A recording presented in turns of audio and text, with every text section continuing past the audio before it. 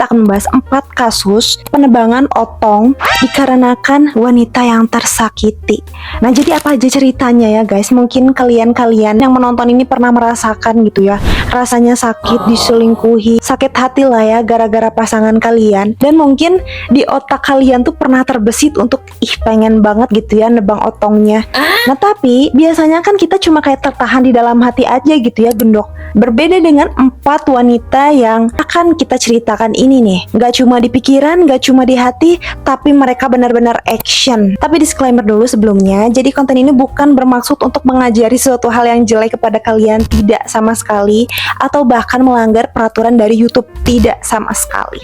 Jadi kita mau gibah-gibah aja ya, mau ngobrolin, ya namanya juga manusia.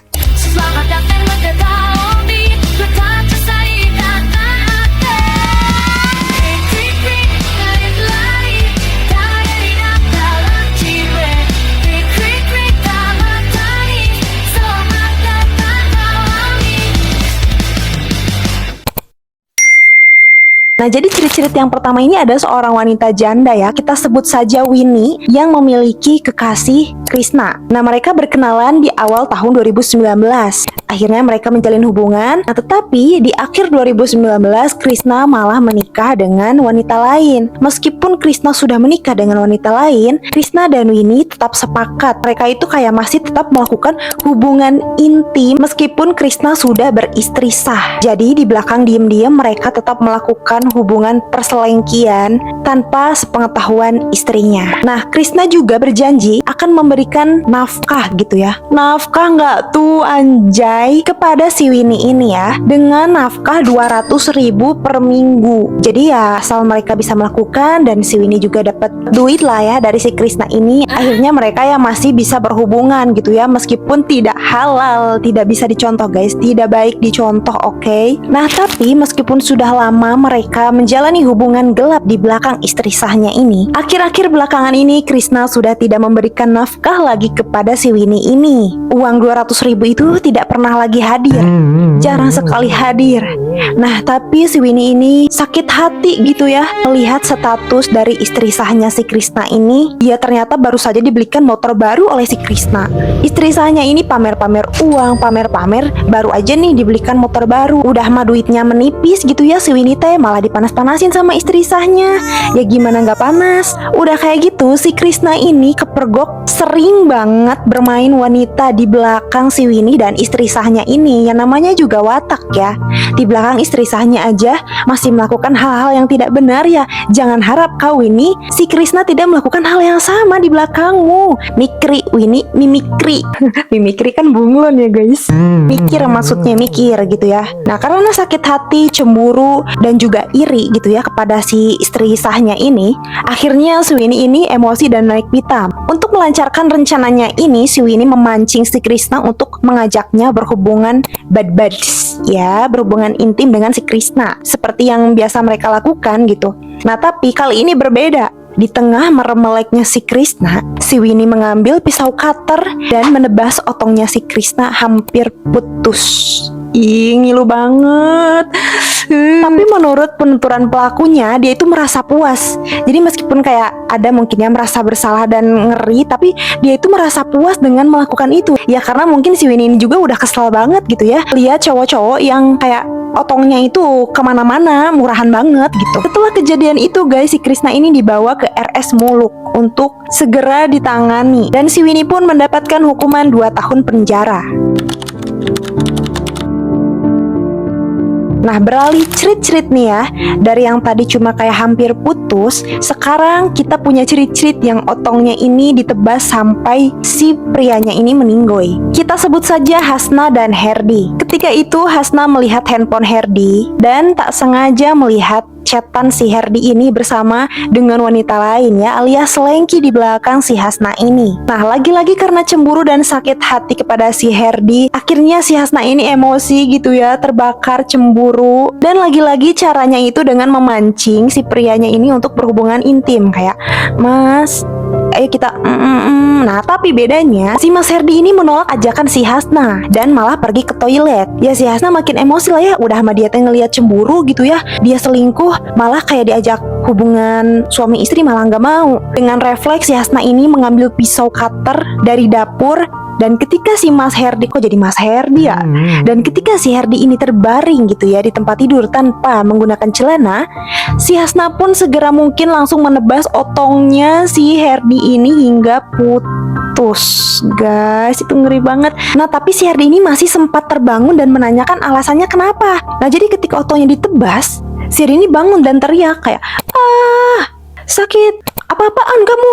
Kenapa kamu melakukan ini padaku?" Di intinya, dia kayak menanyakan kepada si Hasna, "Kenapa kamu ngelakuin ini? Sakit banget," sambil teriak-teriak lah ya kayak gitu. Terus si Hasna bilang, "Aku ngeliat di ponsel kamu selingkuh sama cewek lain ya, aku cemburu." Nah, karena si Hasna panik, si potongan otongnya ini dimasukin ke kresek. Setelah kejadian itu, si Hasna langsung membawa si Herdi ke RS Anggrek Mas dengan menggunakan sepeda motornya. Nah, jadi kayak aku masih bingung sih gimana ya. Dengan kondisi kayak gitu, dibawa pakai sepeda motor. Tapi sayangnya,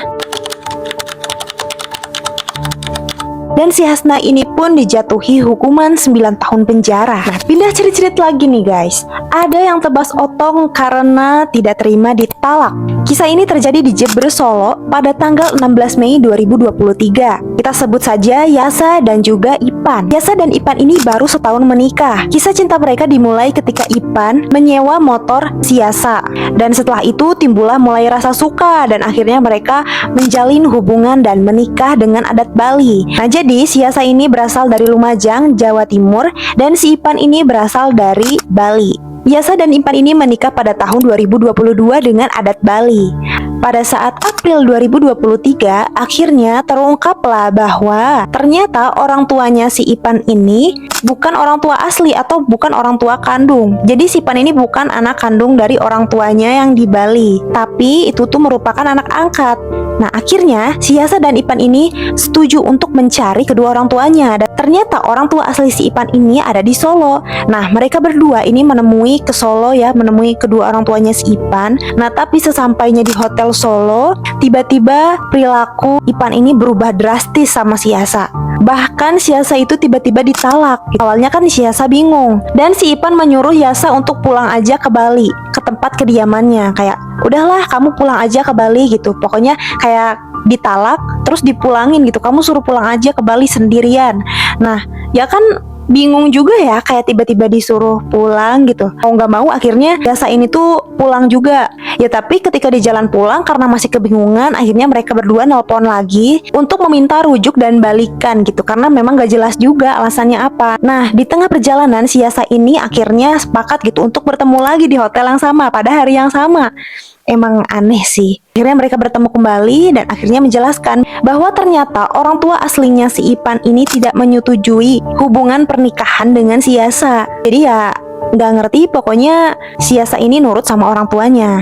Nah, ketika obrolan mereka berdua selesai, akhirnya mereka lelah dan tertidur. Nah, di tengah malam ketika si Ipan tertidur, si Yasa entah bagaimana ya, kesambet apa gitu, dia mengambil pisau cutter dan langsung menebas otong si Yasa sampai terluka parah. Nah, si Ipan ini bangun dan teriak-teriak lah ya, pasti kena kesakitan ya, pasti teriak. Si Yasa kan jadi ikutan panik ya karena si Ipan teriak. Akhirnya si Yasa meminta pertolongan sama resepsionisnya. Dan si Ipan pun dibawa ke rumah sakit Muwardi Kota Solo. Sedangkan si Yasa diamankan oleh pihak kepolisian.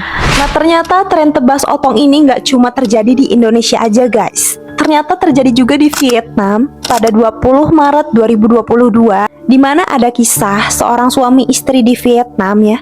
Istrinya kita sebut saja Hayati dan juga suaminya ini si Nguyen. Hayati dan Nguyen ini mereka itu janda dan duda yang menikah. Jadi si Nguyen punya anak tiri dari si Hayati. Pada tahun 2020 sebenarnya si Hayati ini udah curiga si Nguyen itu melakukan hal aneh-aneh sama anaknya. Nah, tapi hal itu tuh kayak masih terpendam karena kayak masa sih kayak masih belum pasti gitu. Akhirnya 2 tahun kemudian barulah dipasang CCTV di kamarnya tuh. Terungkap di kamera CCTV itu bahwa si Nguyen itu beneran ngapa-ngapain anaknya. Kenapa anaknya diem aja ya? Mungkin dibungkem gitu sama si Nguyennya supaya nggak boleh cerita sama siapapun. Ya, si Hayati ini setelah mengetahui fakta tersebut ya, dengan kesadaran penuh dia menebas otongnya si Nguyen ini dengan pisau berkarat guys. Si Nguyen ini langsung dilarikan ke RS Encau dengan kondisi yang sangat parah, shock berat ya, sampai kulitnya itu pucet banget.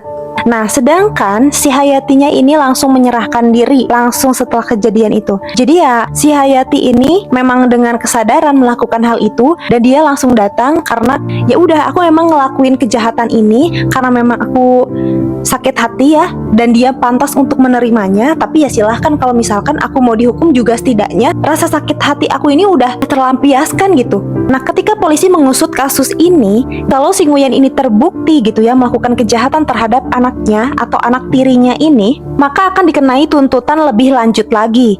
Nah, sedangkan si Hayati karena dia mengakui kesalahannya, kemudian dia melakukan itu karena dengan hati yang sangat gelisah anaknya diperlakukan seperti itu selama 2 tahun, si Hayati ini dibebaskan, guys. Jadi guys, gimana menurut kalian kalau ada misalkan kalian disakiti oleh para kaum Adam?